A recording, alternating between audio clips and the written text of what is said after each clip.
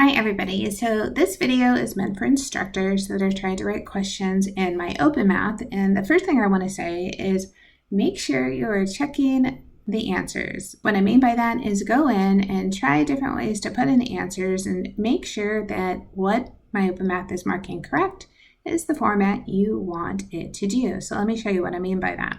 So here's a question that I have for my students where they just get to practice doing some radicals, and you think, okay, great, they're going to come in and say 9 and 6 and 5, and they're going to submit it and get it correct. You're like, awesome, it's working. Well, let me show you what else happens.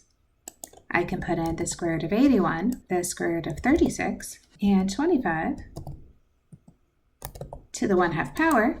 Push submit, and in 2 of the 3 cases it is also correct. I've already been working on fixing this one, which is why it marked it wrong. So this one I can go back and mark it 9, and then it says yes. So what we wanted to do is always make it simplify to where it's not going to accept both answers. Right now it's marking it right because they know these are equivalent numbers. So let me show you the code I use to make sure it comes out exactly how I want it in each case. What I had to do to make sure the answer is formatted the way I want it is add require times. And what I told it to do was require the answer to include the answer. So if it says the square root of 81 and I want the answer to be 9, then I need to require it to have 9 as the answer. There's a couple of little tricks we need to talk about. When you put in require times, make sure you link it to the answer. So require times 0 goes to answer 0, require times 1 goes to answer 1, require times 2 with answer 2. That's super important. Another thing to be really wary of, and let me take this off so I can show you that this is important, you want to put the pound sign in front of the number. What that does is make sure you have exactly that number, but let me show you. I'm going to take the pound sign off.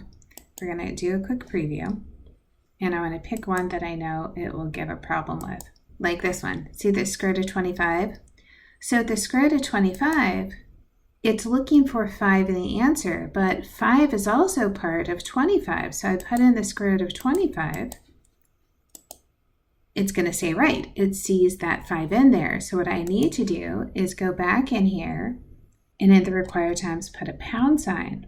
So here's the square root of 25 again. And now this time, if I put in the square root of 25, it's going to mark it wrong because it knows now it's supposed to be exactly 5 as the solution. So make sure you're doubling up there, that you're both using the require times and the pound sign to say I want it to have exactly this number, not just containing that number.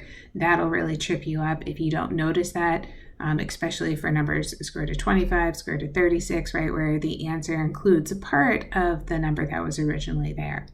So I hope that helps. As always, MyOpenMath is a learning process, but I'm happy to learn it, to share it with you, and to have these videos for myself when I need to come back and do something else.